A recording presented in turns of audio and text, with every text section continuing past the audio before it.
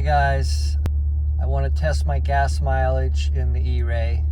A lot of people have been wondering about gas mileage and how it compares to the Stingray. Basically the idea is to recreate the test that I did in my Stingray, and what I really want to do is I want to see if I can double my normal miles per gallon that I get in the ERay. I've been driving conservatively and cruising for a bit at 80, and you can see what the gas mileage is. I normally get around 16 if I'm having fun with the car, driving spiritedly, and so I'm going to see if I can get 32, because in my Stingray I did this same test. I cruised for 40 miles at 80 miles an hour, and at the end of the test it said I had gone 78 miles an hour average. I'm in a 70 mile an hour zone, and I got 31, almost 31 and a half miles per gallon just on the highway. So what I'm going to do is I'm going to reset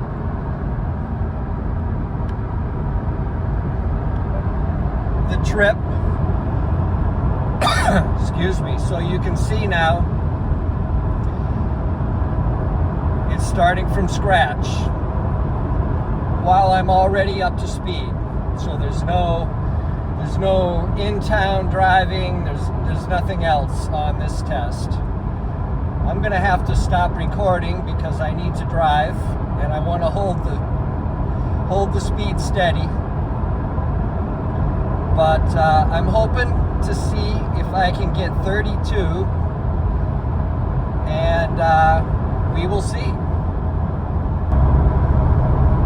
Okay, wouldn't you know it, I've been driving for 200 miles today. I haven't seen a police officer all day long, but there was one on the highway and traffic got bunched up, so you can see I wasn't able to keep it at 80. My average speed is only 70. So I declared that test invalid, and I took an exit and I turned around and I'm heading back to where I began, and I will restart the test, and hopefully it'll be valid. Another factor in this, I'm not sure what my tire pressure was when I was in my Stingray 2 years ago. You can see my tire pressure is 32 in the front and 30 in the back. So that's basically the cold tire pressure that you're supposed to have on these huge ERay tires. My tires are up to temperature, but they're still only at 30, 32. So that means they're a little bit soft. I don't know if that will affect the test or not, but I just wanted to point it out. So I got to get ready to take an exit, but I'll turn around, reset the test, and I'll be back.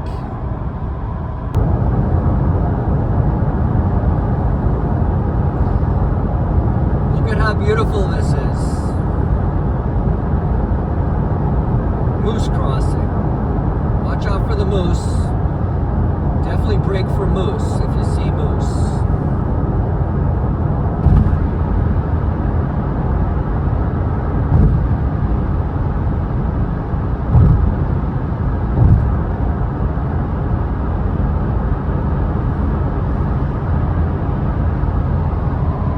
Okay, another thing that I've done is I've put it in tour mode, so you can see the V4 symbol there in green on the bottom of the tachometer. What that means is 4 of the cylinders are deactivated, and I'm running on 4 cylinders, and that's something they do to try to save gas.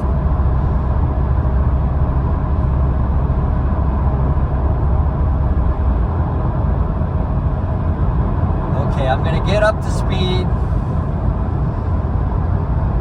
I'm going to reset the trip odometer again. I'm gonna just try to keep it at 80.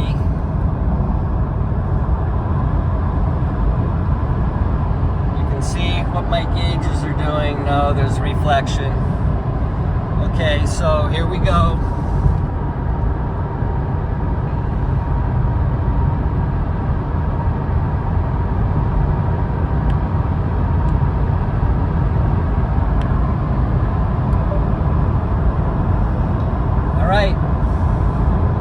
And we're off for another test. All right, come on. 80, 80, 80. Hopefully I don't run into traffic. In order to compare with the Stingray, though, I really only have to average 78, so we'll see.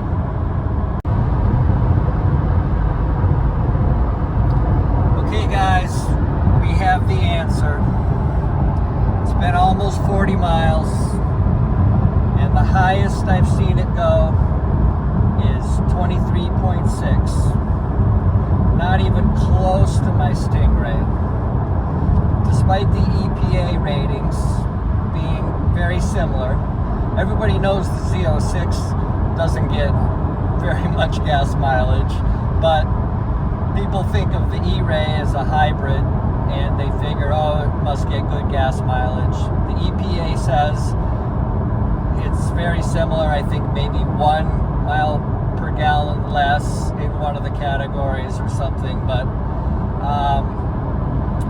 yeah, there's just no way. The highest was 23.6 and I got over 31 in the Stingray.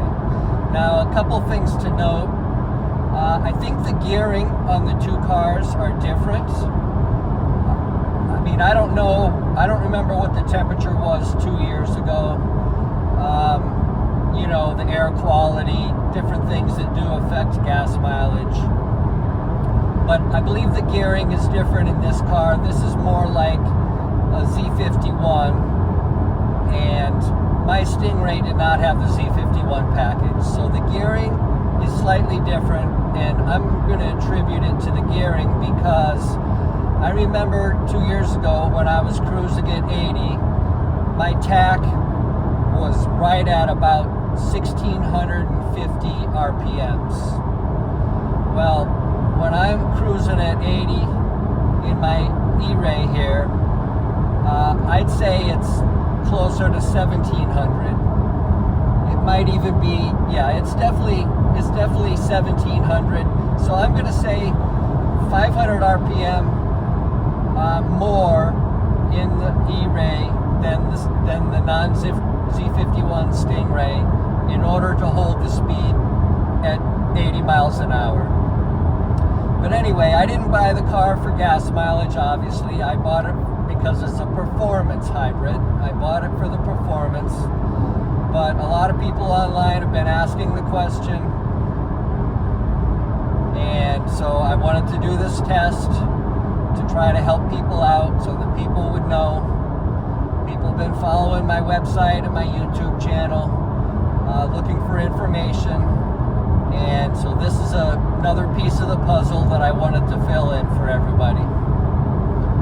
So that's it. I'm going to go now, I think, and I'm just going to enjoy the rest of my drive home after going to the White Mountains in New Hampshire. And it's been a beautiful day. Farewell until next time. But look at the gas mileage I'm getting driving slower. Look at that. I'm almost out of gas, so I'm taking it really easy, and I'm cruising down to my gas station on a slow road, not too fast. I guess my average speed is 45 on this trip since I reset it, and wow, 32.2 miles per gallon over the last 14 miles.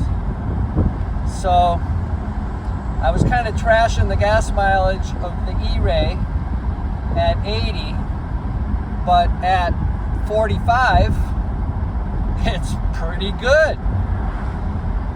Very interesting. I just had to film that and see see if I can use it.